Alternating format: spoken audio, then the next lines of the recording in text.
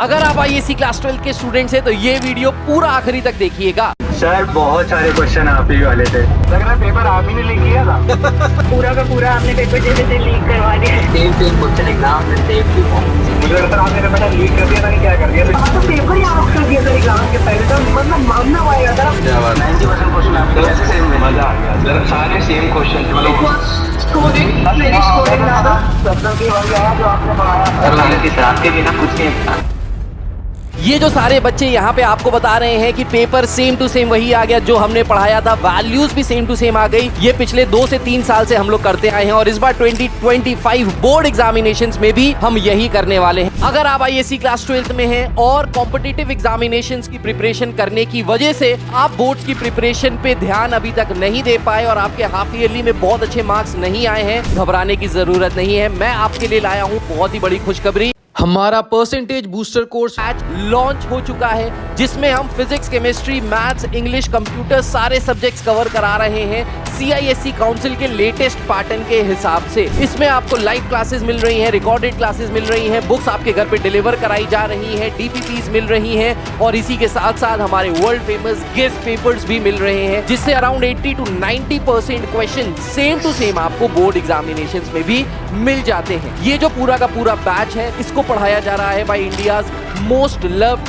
Most experienced ISC faculty जिसमें आपको 90% कैसे लाना है इसके बारे में गारंटीड गाइडेंस दी जाएगी। तो अगर आपने इस कोर्स में अपने आप को एनरोल कर लिया, इसका पार्ट बन गए, तो उसके बाद आपको कोई टेंशन लेने की जरूरत नहीं है, कोई ट्यूटर के ऊपर डिपेंडेंट होने की जरूरत नहीं है, कहीं जाने की जरूरत नहीं है। आप अपने घर पे बैठ के अपने कंफर्ट से तैयारी कर सकते हैं बोर्ड्स के 90% लाने की। अगर आप इस कोर्स में इंटरेस्टेड हैं तो नीचे दिए हुए लिंक पे क्लिक करें या जो नंबर फ्लैश हो रहा है इस पे कॉल करें। सो क्विक रिकैप कर लेते हैं जल्दी से मैट्रिसेस का, क्या क्या चीजें हैं मैट्रिसेस में, कौन कौन सी चीजें कैसे कैसे हमको रिवाइज करनी है। और आप ऐसे ही अगर एग्जामिनेशन से पहले भी रिवाइज करोगे तो सब रिवाइज हो जाएगा। सबसे पहले क्विक रिकैप में सबसे पहला जो चीज आती है वो आती है order of a matrix. Order of a matrix क्या होता है? So order of a matrix का मतलब होता है number of rose cross number of columns. ये जो होता है ये बताता है ऑर्डर ऑफ अ मैट्रिक्स। फिर उसके बाद कॉन्सेप्ट आता है इक्वालिटी ऑफ मैट्रिसेस का। इक्वालिटी ऑफ मैट्रिसेस, इक्वालिटी का मतलब है दो मैट्रिसेस कब इक्वल होंगी। सो दो मैट्रिसेस तब इक्वल होंगी जब वो एक दूसरे की क्या होंगी? जुड़वा होंगी। जुड़वा होंगी मतलब एग्जैक्ट कॉपी। अगर दो मैट्रिसेस एक दूसरे की एग्जैक्ट कॉपी हैं, उनका ऑर्डर भी सेम है, उनके रिस्पेक्टिव एलिमेंट्स भी इक्वल हैं, तो हम लोग क्या कहेंगे कि वो दोनों मैट्रिसेस आपस में कैसी हैं? इक्वल हैं। इक्वालिटी के बाद आता है टाइप्स ऑफ मैट्रिसेस।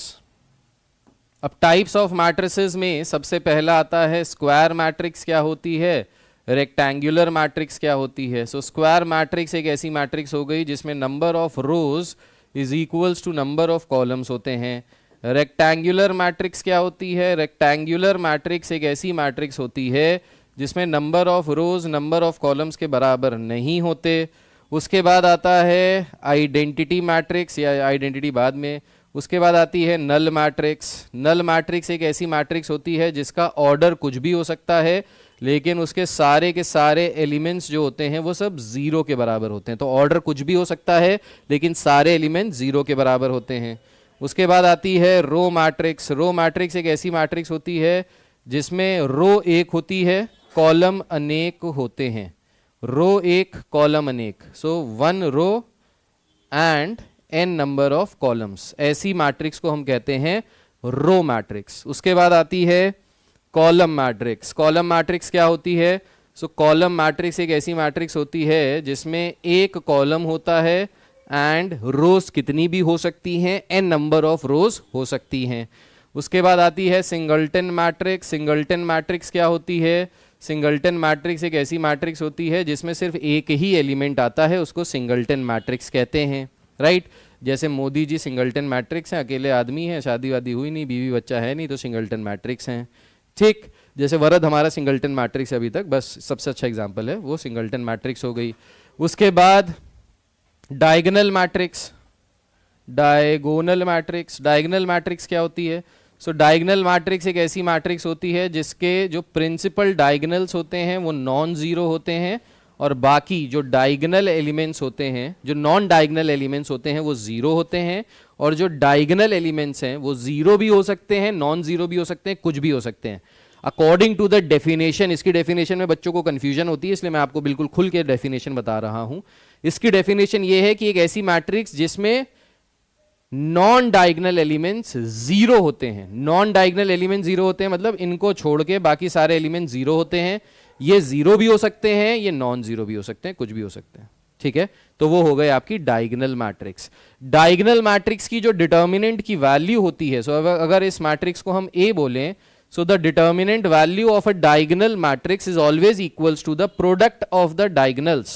so ये जो डायगोनल एलिमेंट्स हैं इनको अगर आप आपस में मल्टीप्लाई करा दोगे तो आपको डायरेक्टली क्या मिल जाएगा, डायगोनल मैट्रिक्स की डिटर्मिनेंट की वैल्यू, ठीक। उसके बाद आती है डायगोनल मैट्रिक्स के बाद हो गई लोअर ट्रायंगुलर अपर ट्रायंगुलर। अब ये लोअर ट्रायंगुलर अपर ट्रायंगुलर क्या होती है? सो लोअर ट्रायंगुलर मैट्रिक्स क्या होती है? एक ऐसी मैट्रिक्स जिसमें डायगोनल एलिमेंट्स के ऊपर वाले सारे एलिमेंट्स जीरो हों और नीचे वाले एलिमेंट्स कुछ भी हो सकते हैं, जीरो भी हो सकते हैं, नॉन जीरो भी हो सकते हैं, कुछ भी हो सकते हैं।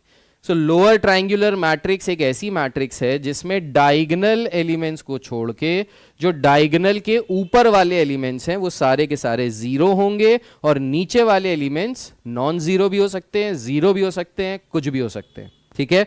बोलते हैं लोअर ट्रायंगुलर पर ऊपर वाले जीरो होते हैं, ठीक।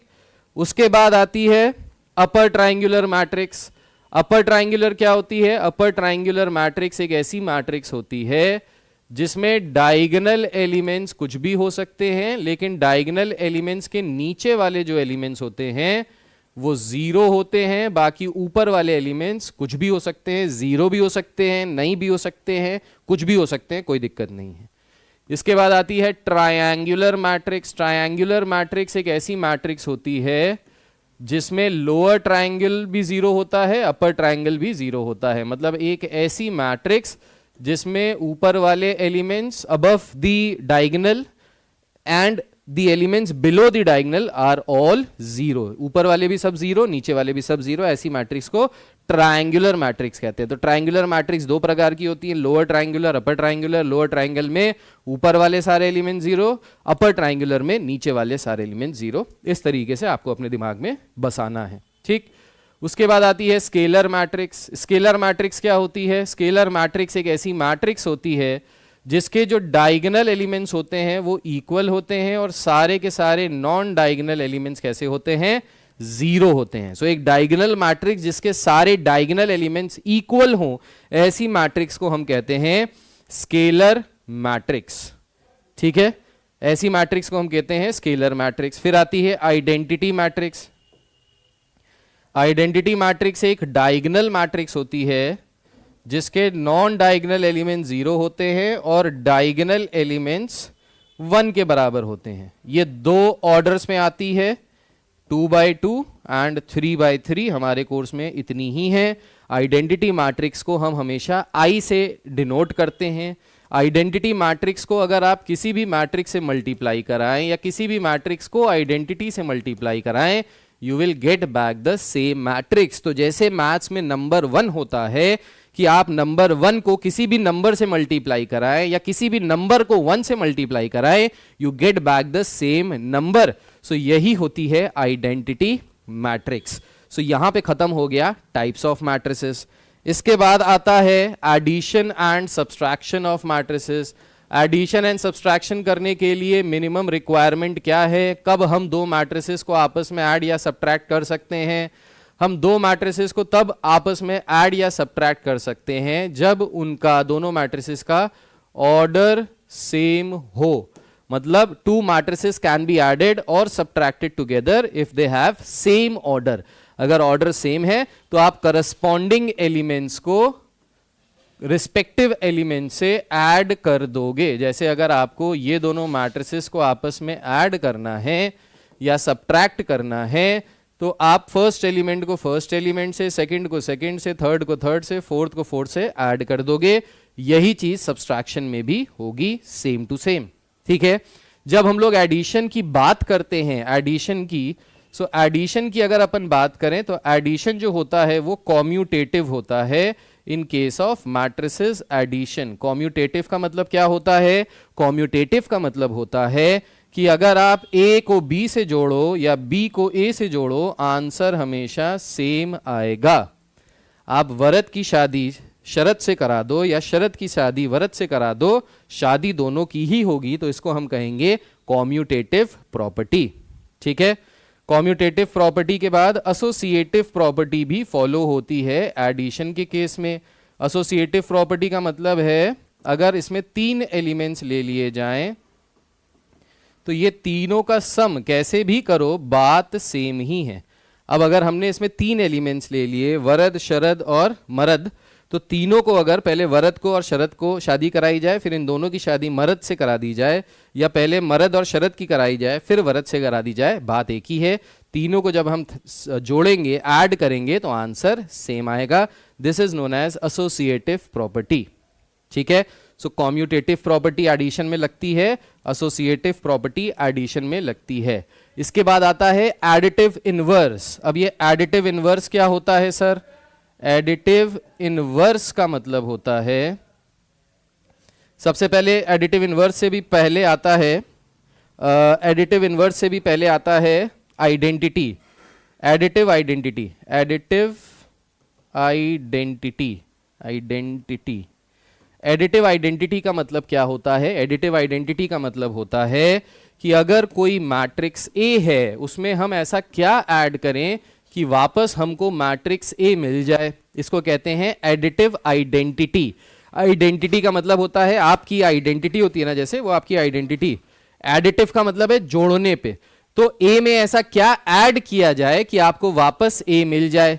तो ए में अगर आप नल मैट्रिक्स ऐड करोगे तो आपको वापस ए मिल जाएगा। तो ये जो नल मैट्रिक्स है इसी को हम कहते हैं एडिटिव आइडेंटिटी, एडिटिव आइडेंटिटी। ठीक है, एडिटिव इनवर्स क्या होता है? सो एडिटिव इनवर्स का मतलब होता है ए में ऐसा क्या ऐड किया जाए कि आपको आइडेंटिटी, एडिटिव आइडेंटिटी मिल जाए। ए में ऐसा क्या ऐड किया जाए कि आपको नल मैट्रिक्स मिल जाए, जीरो मिल जाए। तो ए में अगर आप माइनस ए ऐड करोगे तभी आपको जीरो मिलेगा। सो ये जो माइनस ए है इसी को हम कहते हैं एडिटिव इनवर्स। इसको हम क्या कहते हैं? Additive inverse.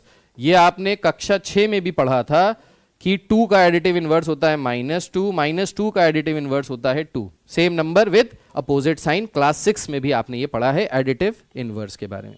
ठीक है, क्लियर है यहाँ पे? सो ये 4 प्रॉपर्टीज यहां से फॉलो हो रही हैं। इसके आगे आ जाते हैं, आगे बढ़ते हैं। इसके बाद आता है मल्टीप्लीकेशन। अब सब्सट्रैक्शन में कॉम्यूटेटिव की प्रॉपर्टी फॉलो नहीं होती, a minus B is not equal to b minus A. Associative की भी प्रॉपर्टी फॉलो नहीं होती, सब्सट्रैक्शन की प्रॉपर्टीज कुछ फॉलो नहीं होती। इसके बाद आता है मल्टीप्लीकेशन ऑफ मैट्रिसेस। मल्टीप्लीकेशन में क्या होता है कि हम 2 मैट्रिसेस को कब मल्टीप्लाई कर सकते हैं? सो 2 मैट्रिसेस को हम तब मल्टीप्लाई कर सकते हैं। सो लेट्स से हमारी पहली मैट्रिक्स है A जिसका ऑर्डर है R1 क्रॉस C1, हमारी दूसरी मैट्रिक्स है B जिसका ऑर्डर है R2 क्रॉस C2। तो ये 2 मैट्रिसेस को हम कब आपस में मल्टीप्लाई कर सकते हैं, या हम कब ये कह सकते हैं कि ये जो मैट्रिसेस हैं ये मैट्रिसेस कंपैटिबल हैं? सो हम 2 मैट्रिसेस को कंपैटिबल तब कहेंगे जब number of columns of the first matrix is equals to the number of rows of the second matrix. अगर ये दोनों बराबर हैं, आपस में इक्वल हैं, देन इन दैट केस हम दोनों मैट्रिसेस को मल्टीप्लाई कर सकते हैं, मैट्रिसेस कंपैटिबल हैं। अब जो नई मैट्रिक्स आएगी, जो इन दोनों का प्रोडक्ट आएगा, उसका जो ऑर्डर होगा that will be equal to the number of rows of first matrix by the number of columns of the second matrix। मतलब जो A और B को मल्टीप्लाई करके प्रोडक्ट आ रहा है उसका ऑर्डर होगा R1 cross C2, R1 cross C2, ये हो जाएगा AB का प्रोडक्ट। सो हम 2 मैट्रिसेस को तभी मल्टीप्लाई कर सकते हैं जब पहले वाले के नंबर ऑफ रोज दूसरे वाले के नंबर ऑफ कॉलम्स के बराबर हो, और जो प्रोडक्ट आएगा उसका ऑर्डर होगा पहले वाले के नंबर ऑफ रोज क्रॉस दूसरे वाले के नंबर ऑफ कॉलम्स के बराबर। यह है मल्टीप्लिकेशन का बेसिक्स। अब मल्टीप्लिकेशन में भी प्रॉपर्टीज यूज होती हैं। सो मल्टीप्लिकेशन की प्रॉपर्टी की अगर बात की जाए तो सबसे पहली प्रॉपर्टी आती है कॉम्यूटेटिव प्रॉपर्टी। कॉम्यूटेटिव प्रॉपर्टी की अगर बात की जाए सो मल्टीप्लिकेशन में कॉम्यूटेटिविटी अप्लाई नहीं होती है। सो मल्टीप्लिकेशन के केस में कॉम्यूटेटिव नहीं होता। आप ए मैट्रिक्स को बी मैट्रिक्स में मल्टीप्लाई करो और बी मैट्रिक्स को ए मैट्रिक्स में मल्टीप्लाई करो, it is not always true कि जो प्रोडक्ट आए वो सेम आए, ऐसा जरूरी नहीं है। इसलिए कॉम्यूटेटिविटी वाली प्रॉपर्टी मैट्रिक्स मल्टीप्लिकेशन में फॉलो नहीं होती। This is an important point which should be there in your mind. Second, associativity. Associativity का मतलब क्या होता है? एसोसिएटिविटी का मतलब होता है अगर हम तीन मैट्रिसेस को मल्टीप्लाई करें, अगर हम ए को बी और सी से मल्टीप्लाई करें या बी या ए और बी को पहले मल्टीप्लाई करें, इसको फिर सी से मल्टीप्लाई करें, तो ये फॉलो होता है। अब ये बहुत हैरान करने वाली, परेशान करने वाली चीज है कि सर कॉम्यूटेटिव होता नहीं है, एसोसिएटिव हो जाता है। हाँ, हो जाता है। अगेन ये दिमाग में आपके होना चाहिए कि एसोसिएटिविटी की प्रॉपर्टी मैट्रिक्स मल्टीप्लिकेशन में is always possible, holds true. ठीक है, इसके बाद आता है distributive property. Distributive property of multiplication over addition, over addition. So distributive property of multiplication over addition क्या कहती है कि अगर हमको तीन मैट्रिसेस दी हैं इस तरीके से a times b plus c, so this can be written as a times b plus a times c, ये हम यहां से कह सकते हैं। ठीक है, इसके बाद यहां पे एक और रूल होता है जिसे कहते हैं कैंसिलेशन लॉ। कैंसिलेशन लॉ क्या कहता है? कैंसिलेशन लॉ ये कहता है कि अगर A B is equals to B C है, अगर दो मैट्रिसेस हैं ए और बी, इनका प्रोडक्ट बराबर है दो मैट्रिसेस बी और सी के, तो यहां से हम ये नहीं कह सकते कि यहां से अगर हम बी से बी कैंसिल कर दें तो हम यहां से ये नहीं कह सकते कि A is equals to C. This is not always true. So cancellation law यहां पे हमेशा ट्रू नहीं होता, इसलिए कैंसिलेशन लॉ हम ये नहीं कह सकते always holds true in case of matrix multiplication. a into B अगर b इंटू सी के बराबर है तब भी हम ये नहीं कह सकते कि a सी के बराबर होगा या नहीं होगा, ये हम कुछ नहीं कह सकते। इसमें हम कभी बराबर भी हो जाता है, कभी नहीं भी होता है। मैथ्स में अगर कभी कभी वाला केस है तो हम उसको मना ही कर देते हैं कि ऐसा नहीं होगा। ठीक है, सो ये कैंसिलेशन लॉ हमेशा होल्ड नहीं करता है फॉर दिस पर्टिकुलर केस। ठीक है, सो मैट्रिक्स एडिशन मल्टीप्लिकेशन यहां तक पढ़ लिया। इसके बाद आता है ट्रांसफॉर्मेशन ऑफ मैट्रिसेस या ट्रांसपोज ऑफ अ मैट्रिक्स।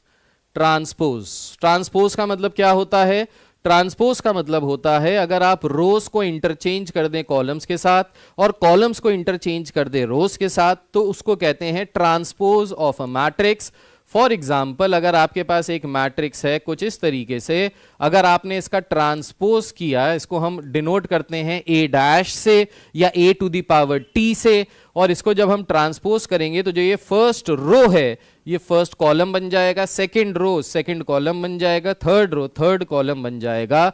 तो हमने यहां से क्या किया? रोज को इंटरचेंज किया विद कॉलम, तो इसको क्या कहते हैं? Transpose of a matrix. जब हम ट्रांसपोज की बात करते हैं तो दो प्रकार की मैट्रिसेस निकल के आती हैं। पहली मैट्रिक्स जो निकल के आती है उसे कहते हैं सिमेट्रिक मैट्रिक्स, दूसरी मैट्रिक्स जो निकल के आती है उसे कहती हैं स्क्यू सिमेट्रिक मैट्रिक्स। अब ये सिमेट्रिक और स्क्यू सिमेट्रिक मैट्रिक्स क्या होती हैं? सो सिमेट्रिक मैट्रिक्स का मतलब होता है ऐसी मैट्रिक्स जिसका ट्रांसपोज करने पे वापस आपको वही मैट्रिक्स मिल जाए, ऐसी मैट्रिक्स को हम सिमेट्रिक मैट्रिक्स कहते हैं। सिमेट्रिक मैट्रिक्स का अगर हम एग्जाम्पल देखें तो इसका एग्जाम्पल हो जाएगा ए बी बी सी। इस मैट्रिक्स को अगर हम ट्रांसपोज करें तो पहली रो बन गया पहला कॉलम, दूसरी रो बन गया दूसरा कॉलम। अब इन दोनों मैट्रिसेस को देखिए, ये आपस में एग्जैक्टली आइडेंटिकल हैं, एक दूसरे से हूबहू सेम टू सेम हैं, जुड़वा हैं। तो ये कैसी मैट्रिक्स हो गई? सिमेट्रिक मैट्रिक्स हो गई। इसके बाद बात करते हैं स्क्यू सिमेट्रिक मैट्रिक्स की।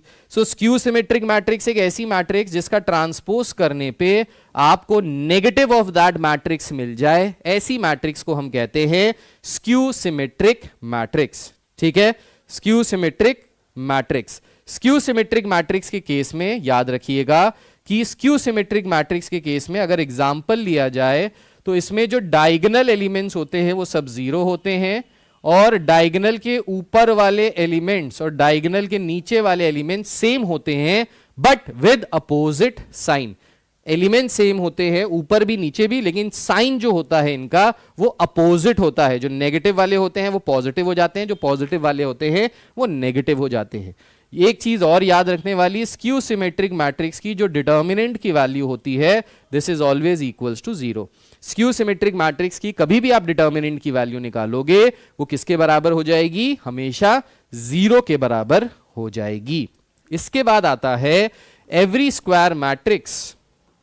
Every square matrix can be represented as sum of symmetric and skew symmetric matrix। कहने का मतलब है अगर A कोई स्क्वायर मैट्रिक्स है ऑफ ऑर्डर n, मतलब n क्रॉस n के फॉर्म में है, तो half of A plus A dash plus half of A minus A dash के फॉर्म में हम इस मैट्रिक्स को रिप्रेजेंट कर सकते हैं। यहां पे ये वाली जो half of A plus A dash वाली मैट्रिक्स है ये हमेशा सिमेट्रिक होगी। मतलब इसका अगर आप ट्रांसपोजिशन करते हो, ट्रांसपोज करते हो, रोज को कॉलम से एक्सचेंज करते हो, you will get back the same matrix. और ये वाली जो मैट्रिक्स होगी ये हमेशा कैसी होगी? ये हमेशा स्क्यू सिमेट्रिक मैट्रिक्स होगी। स्क्यू सिमेट्रिक का मतलब हो गया कि इसका अगर आप ट्रांसपोज करते हो तो नेगेटिव ऑफ दैट मैट्रिक्स मिलेगी। तो हमेशा याद रखना किसी भी मैट्रिक्स का डिफरेंस अगर उसी के ट्रांसपोज से निकालेंगे तो स्क्यू सिमेट्रिक आएगा, किसी भी स्क्वायर मैट्रिक्स का सम उसी के ट्रांसपोज से निकालेंगे वो हमेशा सिमेट्रिक मैट्रिक्स आएगा।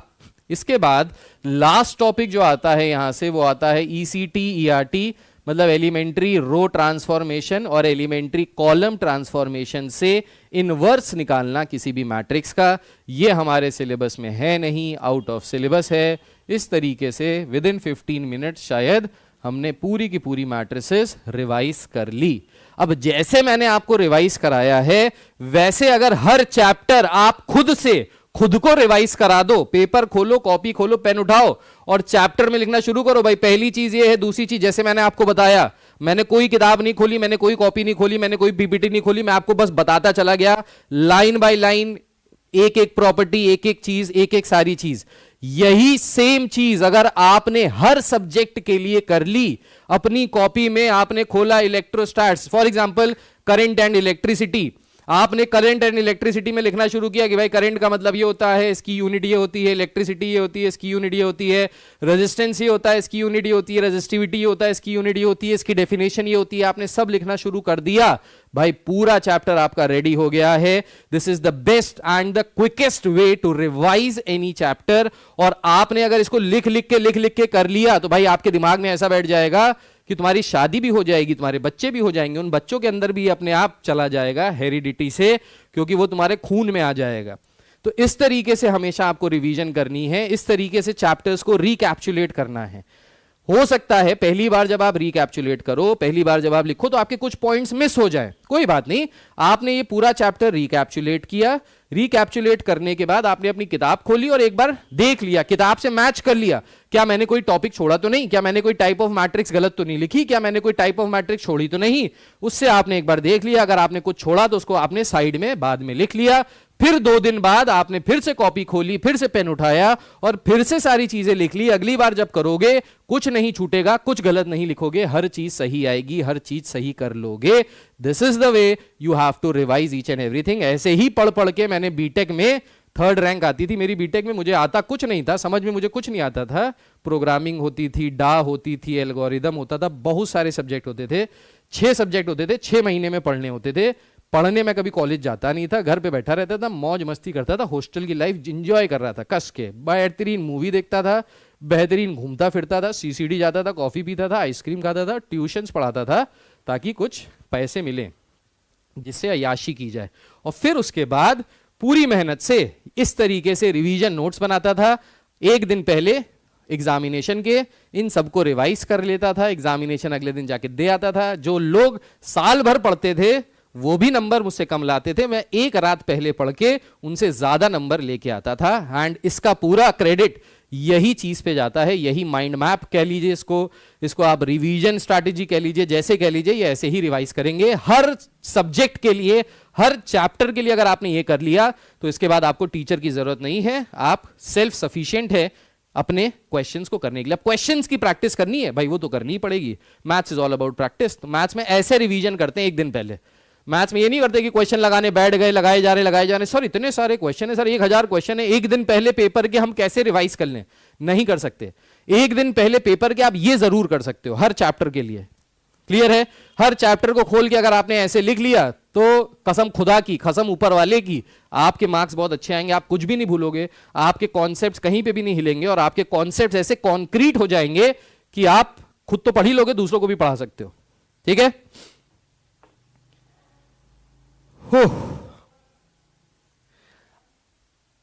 अब देखिए एक दो प्रॉपर्टीज मैंने छोड़ दी। कौन सी प्रॉपर्टीज छोड़ दी? कुछ प्रॉपर्टीज मेरी मिस हो गई, खुद से मिस हो गई।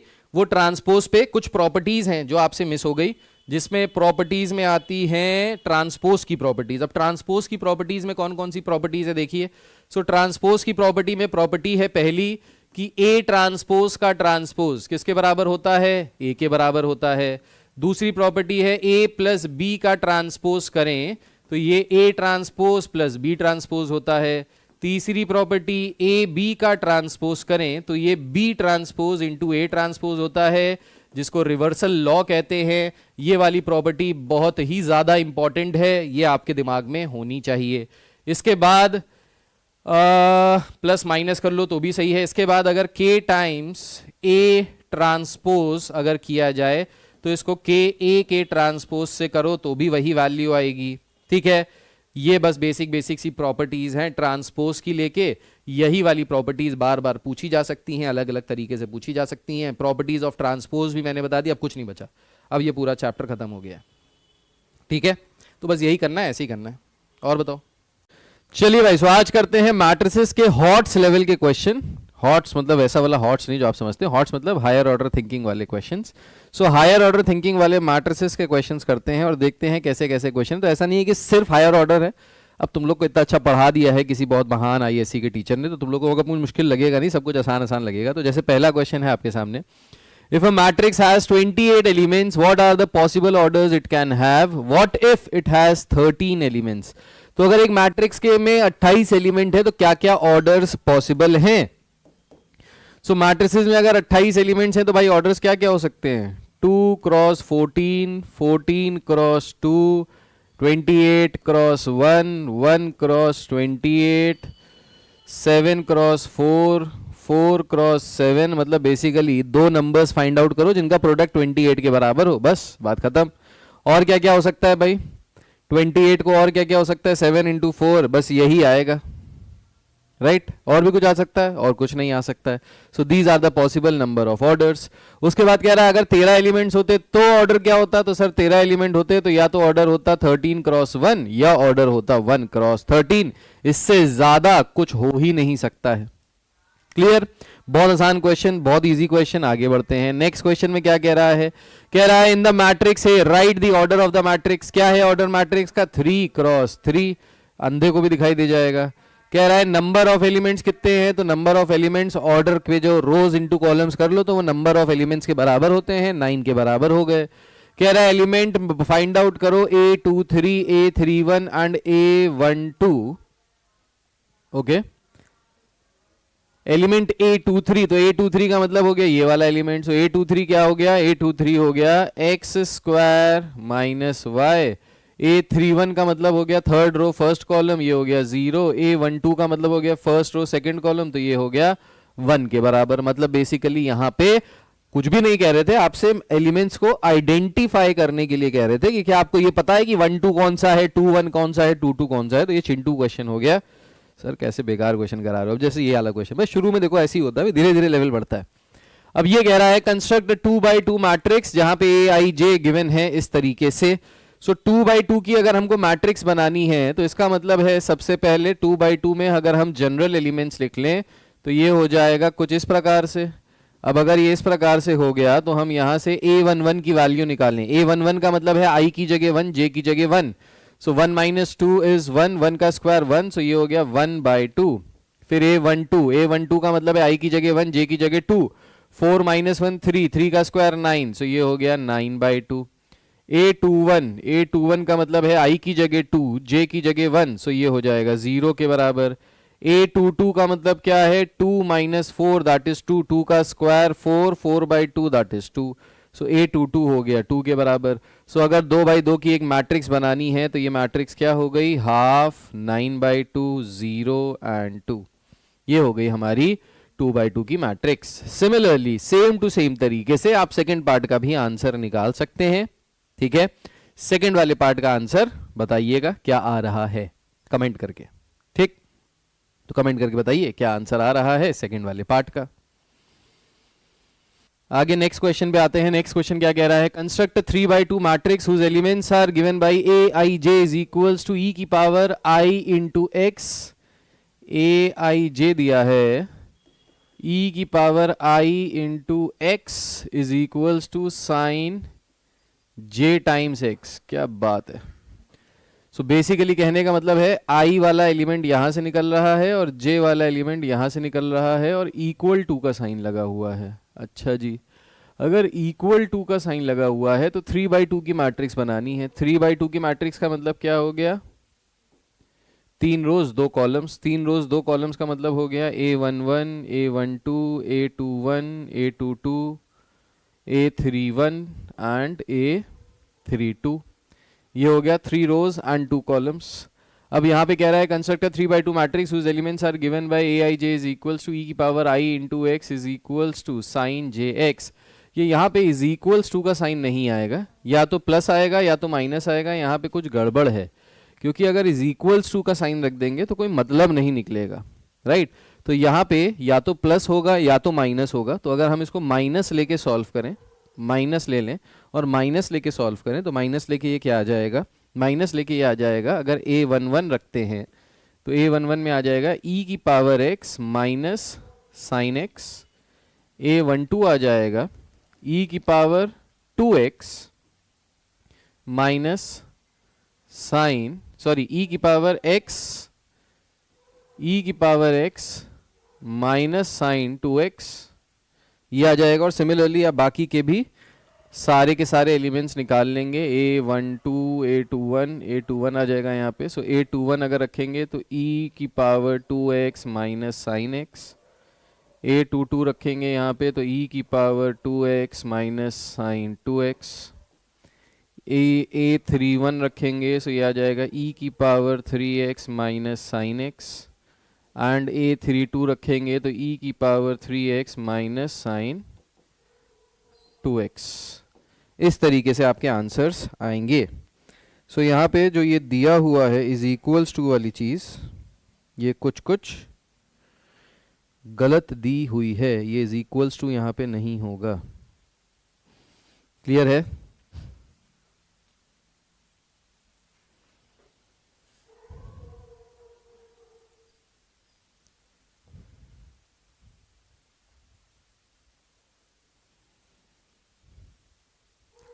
आगे बढ़ते हैं, नेक्स्ट क्वेश्चन पे आते हैं। नेक्स्ट क्वेश्चन क्या कह रहा है, देखिए। नेक्स्ट क्वेश्चन कह रहा है find the values of A and B if ये दोनों मैट्रिसेस आपस में बराबर हैं। ठीक, तो बहुत आसान है, क्या करना है, करस्पॉन्डिंग एलिमेंट्स को इक्वेट कर दीजिए, ए और बी की वैल्यू निकाल लीजिए। ठीक है, यही करना है। सो यहाँ पे अगर हम इसको सॉल्व करेंगे तो सिंपल फर्स्ट एलिमेंट को फर्स्ट एलिमेंट से इक्वेट किया, ए की वैल्यू निकाल ली, फिर ये सेकंड वाले को सेकंड से किया, सेकंड की वैल्यू आ गई। अब बी की हमारे पास दो वैल्यूज आई हैं 1 और 2। ये 1 और 2 दोनों वैल्यूज रख के देखो क्या ये दोनों वैल्यू सेटिस्फाई कर रही हैं या नहीं कर रही हैं।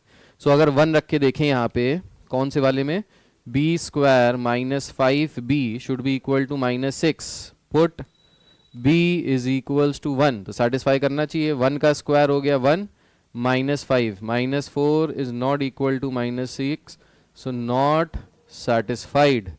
So that means b is equals to 1 पे satisfy नहीं हो रहा है। b is equals to 2 रख के देखो, सो अगर b इज इक्वल्स टू 2 रखेंगे यहाँ पे, put b is equals to 2, तो जब b इज इक्वल्स टू 2 रखेंगे तो LHS RHS के बराबर आएगा, सेटिस्फाई करेगा।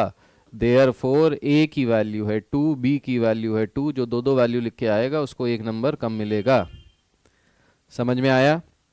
सो जो भी बच्चा एक लिख के आएगा a की वैल्यू 2, b की वैल्यू 1 एंड 2, आपका एक नंबर कट जाएगा, ज़्यादा लिखने पे कट जाएगा।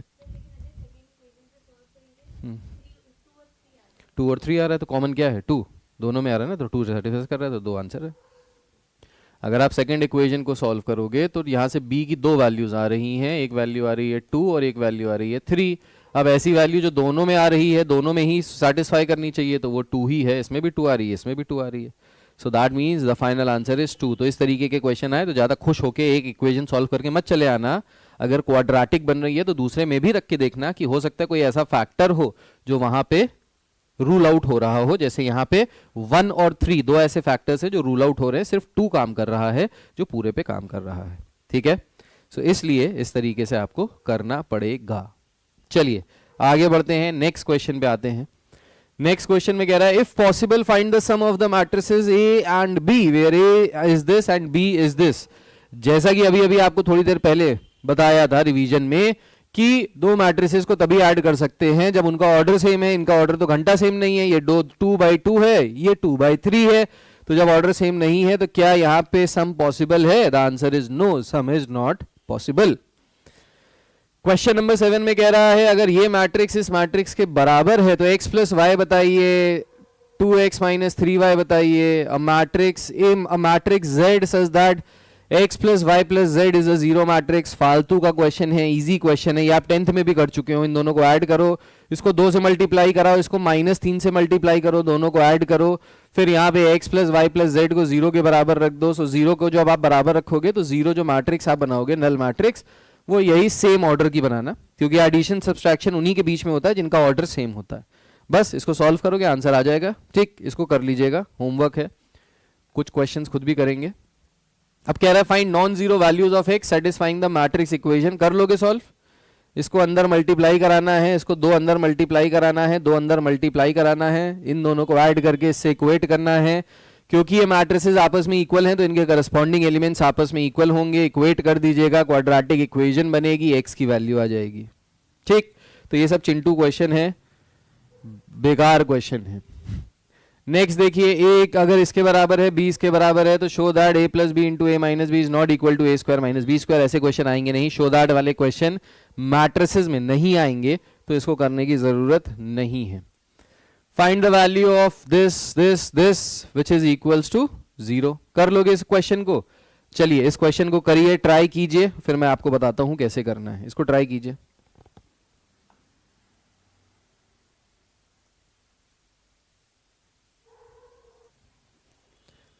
सो यहाँ पे इसका ऑर्डर लिख लिया, इसका ऑर्डर लिख लिया, इसका ऑर्डर लिख लिया, फिर इसको 0 से इक्वेट किया। अब कहाँ किसको पहले मल्टीप्लाई कराएंगे? इन दोनों को कराएंगे या इन दोनों को कराएंगे या इन दोनों को कराएंगे? कैसे कराएंगे, क्या कराएंगे, ये अभी तुमको बताते हैं। सो कैसे कराएंगे, क्या कराएंगे कि केस में क्या करना है, देखिए। सो यहाँ पे पहले इन दोनों को मल्टीप्लाई कराया तो ये इसका नंबर ऑफ रोज इसके नंबर ऑफ इसका नंबर ऑफ कॉलम इसके नंबर ऑफ रोज के बराबर है। जो नई मैट्रिक्स आएगी उसका ऑर्डर क्या होगा? 1 क्रॉस 3। इसका भी ऑर्डर कितना है? 3 क्रॉस 1। क्या ये दोनों आपस में कंपैटिबल हैं? यस। जो ऑर्डर आएगा वो कितना आ जाएगा? 1 क्रॉस 1। ठीक, तो इसको अगर इससे मल्टीप्लाई कराएं तो ये आ जाएगा,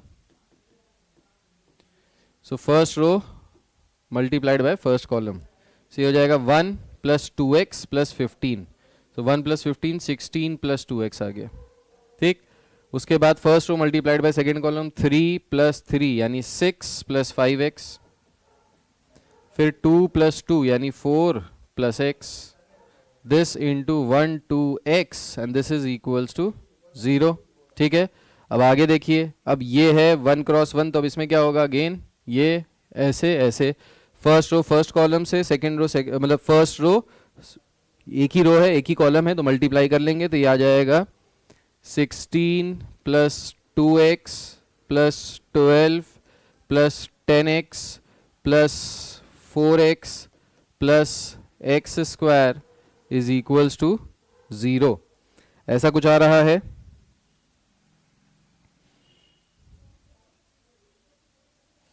राइट। अब इसको अगर सॉल्व करेंगे, क्वाड्रेटिक इक्वेशन है, तो ये हो जाएगा x square plus 2x plus 10x plus 4x, 16 16 26x plus 16 12 16 और 12, 16 और 12 करेंगे तो कितना आ जाएगा 28 इज इक्वल्स टू 0। अब इसको सॉल्व कर लेंगे तो यहाँ से x की दो वैल्यूज आ जाएंगी, एक आएगी -2 और एक आ जाएगी -14। So this is the final answer. हाँ अच्छा, 12 प्लस 4 16, 16 प्लस 2 18x होगा ना फिर तो। अच्छा 10x, 10 प्लस 4 प्लस 2, हाँ 16x होगा, यहाँ पे 16x हो जाएगा, यहाँ पे 16x हो जाएगा, 28 हो जाएगा, और यहाँ से x की दो वैल्यूज आ जाएंगी -2 and -14। These are the two values जो यहाँ से आएंगी। ठीक है, अब इसमें कुछ चेक करने की जरूरत नहीं है, x की वैल्यू निकालनी है तो x की वैल्यू यहाँ से डायरेक्ट आ जाएगी। I hope this is clear to each and every one of you. ठीक है,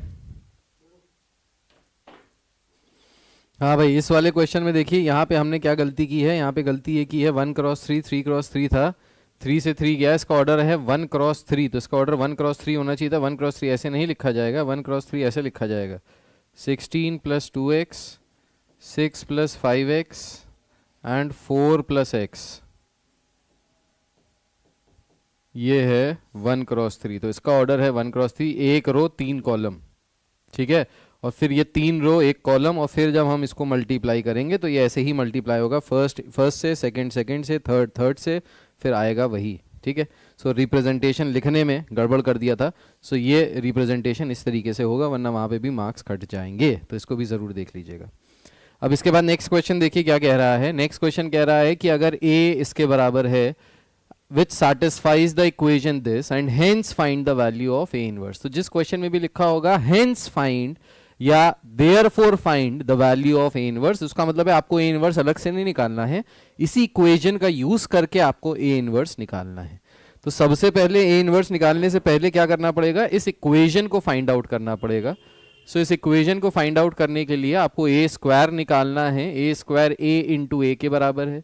a की वैल्यू हो गई 5 3 -1 -2, 5 3 -1 -2, इन दोनों को मल्टीप्लाई कीजिए।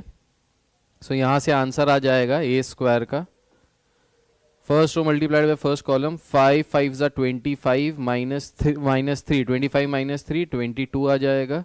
फिर 15 -6, 15 में से 6 गए 9 आ जाएगा, -5 + 2 -5 + 2 -3 -3 + 4, सो 4 -3 + 4 यानी 1। सो ये आ गया आपका a स्क्वायर के बराबर। उसके बाद -3a निकाल लीजिए। सो -3a का मतलब है a को -3 से मल्टीप्लाई करेंगे तो -15 -9 3 एंड 6। उसके बाद -7i की अगर हम बात करें, सो -7i किसके बराबर आ जाएगा, -7 0 0 -7।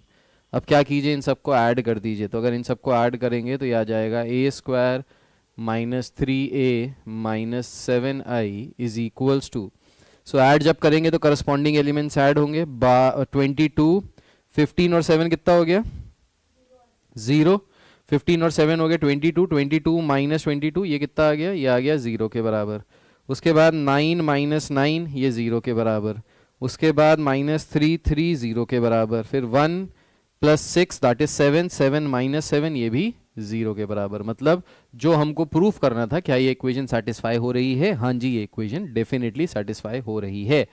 कह रहा है hence find the value of a inverse. अब a इनवर्स की वैल्यू कैसे निकालेंगे, सो a इनवर्स की वैल्यू निकालने के लिए हम क्या करेंगे, इस पूरी इक्वेशन को प्री मल्टीप्लाई कर देंगे a इनवर्स से, pre multiply by a inverse. तो अगर a इनवर्स से प्री मल्टीप्लाई कराएंगे ये हो जाएगा a inverse into a square, -3 को बाहर निकालिए, a इनवर्स इंटू a, -7 को बाहर निकालिए, a inverse into i is equals to, right side पे तो 0 ही है, 0 से किसी को भी मल्टीप्लाई करोगे 0 ही आएगा, वैल्यू चेंज नहीं होगी। a इनवर्स से a स्क्वायर को अगर कैंसिल करेंगे तो क्या आ जाएगा, a के बराबर। a इनवर्स का मतलब क्या, 1/a, so a minus a inverse into a क्या आ जाएगा, i, सो ये हो जाएगा -3i, -7 a inverse into i ये हो गया a inverse and this is equals to 0। अब a -3i, a की वैल्यू जो भी है उसको अगर इधर भेज दे, या 7 a इनवर्स निकालें, 7 a inverse is equals to a -3i। तो क्या किया, ये जो -7 a इनवर्स था इसको राइट साइड शिफ्ट किया तो 7a inverse is equal to a minus 3i, right.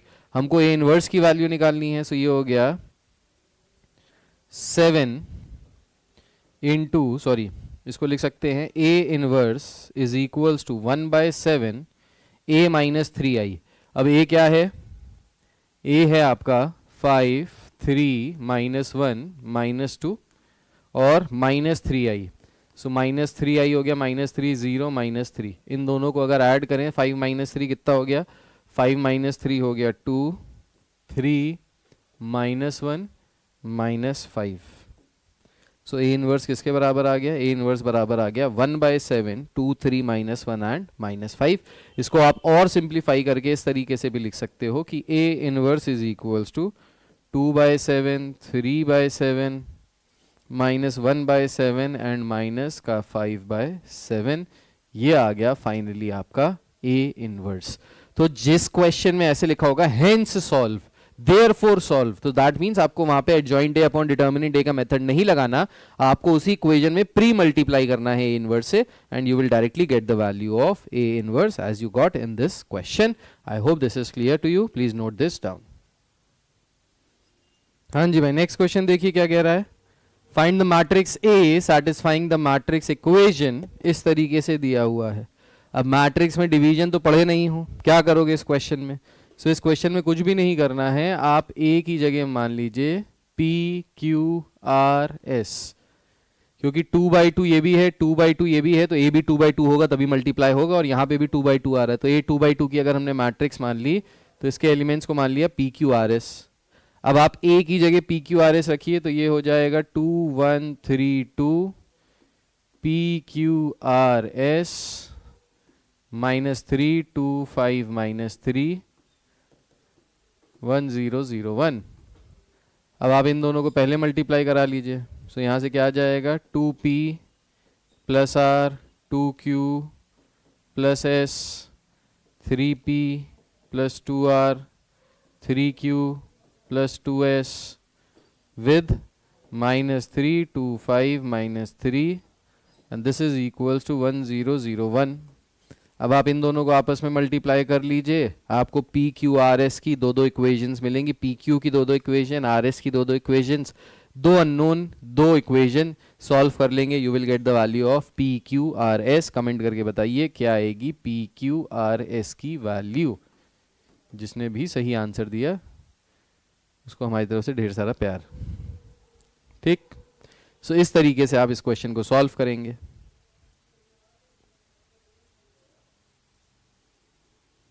अब ये वाला नेक्स्ट क्वेश्चन देखिए। नेक्स्ट क्वेश्चन कह रहा है अगर a इसके बराबर है तो सबसे पहले तो a square -5a -14i find करो और हेंस फाइंड a क्यूब, मतलब इसकी हेल्प से a क्यूब फाइंड करो। अब कैसे फाइंड करोगे, सो जब आप यहाँ पे ये वैल्यू रखोगे ना a स्क्वायर -5a -14i की, सो यहाँ पे जब आप सारी वैल्यूज रखोगे तो ये सारी वैल्यूज रखने के बाद क्या आ जाएगा, 0 के बराबर आ जाएगा।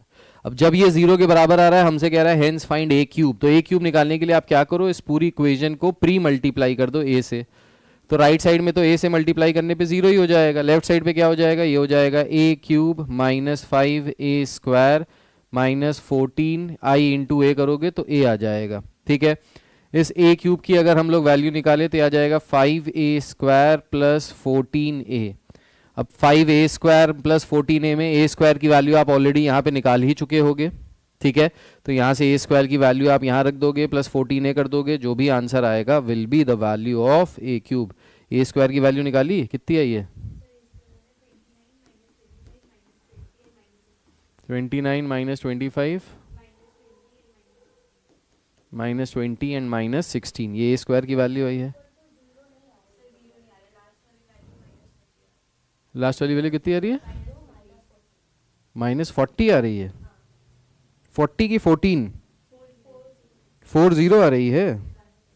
a स्क्वायर -5a -14i गलत आ रही है फिर तुम्हारी वैल्यू, 0 के बराबर ही आ रही है। सॉल्व करने पे ये 0 के बराबर ही आ रहा है, सॉल्व करने पे 0 के बराबर आएगा तभी a क्यूब की वैल्यू निकलेगी। अगर 0 के बराबर नहीं आएगा तो a क्यूब की वैल्यू निकल ही नहीं सकती, दिस इज नॉट पॉसिबल।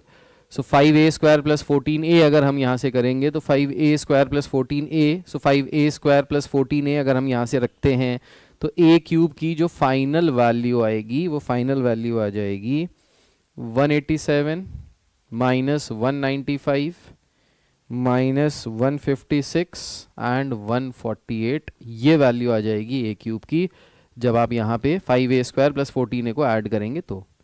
और ये वैल्यू 0 के बराबर आनी चाहिए। अगर 0 के बराबर नहीं आ रही है तो आपने गलत किया है, कुछ तो गड़बड़ है, फिर से चेक कीजिए।